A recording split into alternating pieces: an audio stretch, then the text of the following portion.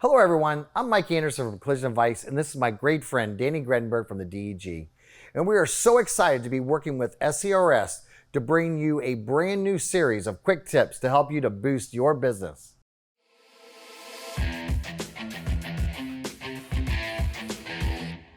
Hi Mike, I wanted to talk to you today about release meetings. We've been doing them for a long time in my shop, and I just want to ask if you had any ideas of how to make them the most effective meeting that we could.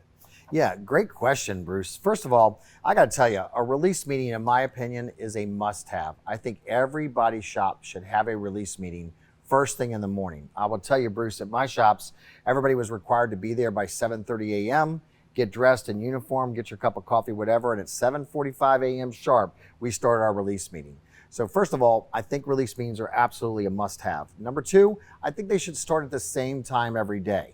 And they should never be longer than 15 minutes, Bruce. If somebody's release meeting is taking longer than 15 minutes, I guarantee you it is a morale killer in your business because it just discourages people, probably because it's not very organized and people aren't prepared. Now, what type of information do we discuss in this release meeting, right? Well, first of all, I think it's important that you're always looking 3 days out. So if today is Wednesday and I'm having my release meeting on Wednesday morning, I want to be reviewing with my team all of the vehicles that are scheduled to be delivered or to arrive on site over the next 3 days. So I'm looking outward, Wednesday, Thursday, and Friday.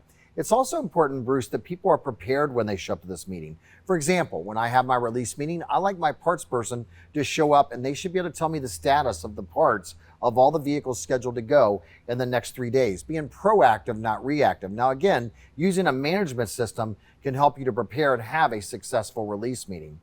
Last but not least, I think it's really important that we understand that the release meeting is the only time of day where all the staff is together. I kind of think of it as a football huddle, Bruce. You know, you got like 30 seconds to get the play off. It's the one time a day that everybody's gathered together. So again, there you have it, ladies and gentlemen. When it comes to release meetings, an absolute must-have.